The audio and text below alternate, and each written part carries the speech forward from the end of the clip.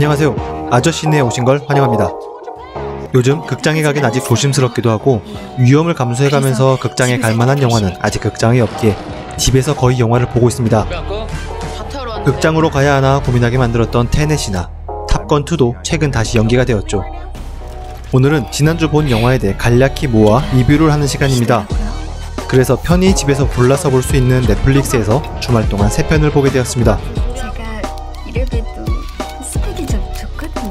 이정현 주연의 저예산 영화 성실한 나라 앨리스는 일본 영화 혐오스런 마치코의 일생을 떠오르게 합니다.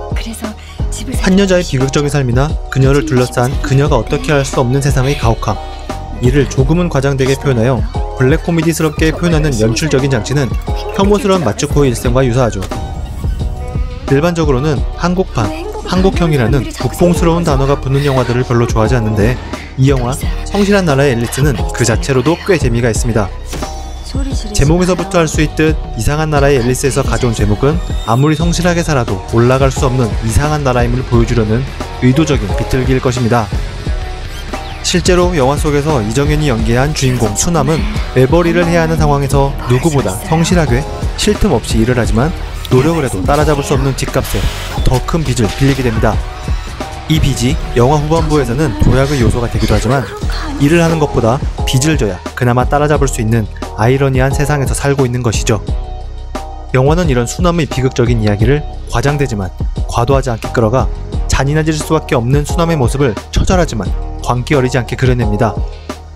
곳곳에 숨겨진 깨알같은 개그 요소와 복선들도 영화의 블랙 코미디에 공감하고 동참하는 데 큰 몫을 하죠.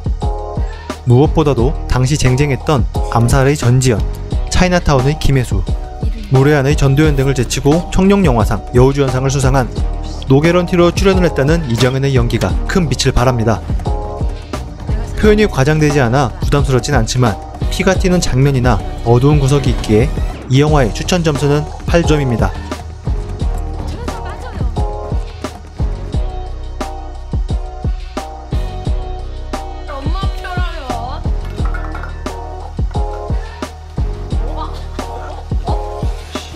박화영은 앞서 얘기한 성실한 나라의 앨리스와 일부 닮은 구석이 있는 영화입니다.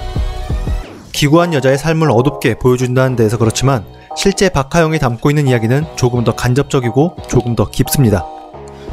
가출 청소년들 사이에서 스스로를 엄마라고 칭하며 먹을 것, 잘 곳을 제공해주는 박화영은 거리낌 없이 어울리는 것 같이 보이지만 실상은 그 당시 이 아이들이 가장 편하게 생각하기 쉬운 엄마라는 대상으로 여기게 하여 따돌림이나 외로움이 없는 것 같은 자기 위안, 자기 방어 기제로 삼습니다.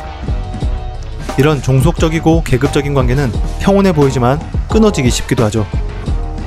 영화 속 박화영 역시 비정상적인 관계를 이어가기 위해 선택적인 폭주와 비굴의 양면성을 모두 보여줍니다.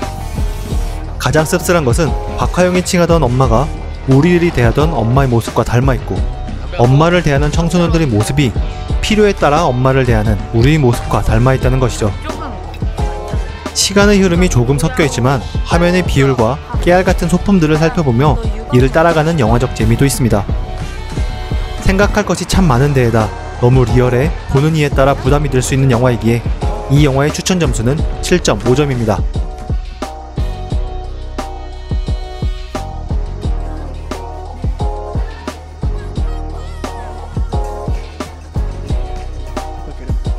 영화 2편을 연달아 어두운 걸 보았더니 일요일에는 조금 가벼운 영화를 선택하게 되었습니다. 주만지를 통해 찰떡호흡을 보여주었던 드웨인 존슨과 케빈 하트의 2016년작 센트럴 인텔리전스입니다.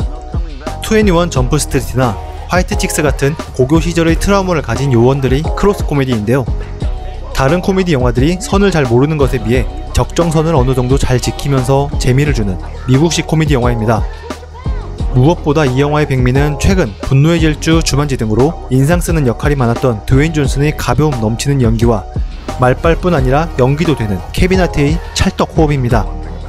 이후에도 주만지 1, 2편을 함께하고 분노의 질주 홉스 앤 쇼에 케빈 하트가 카메오로 등장하기도 했으니 둘의 케미를 보는 것만으로도 깨알 재미가 있습니다. 가볍게 머리를 비우고 보기 괜찮은 이 영화의 추천 점수는 7점입니다.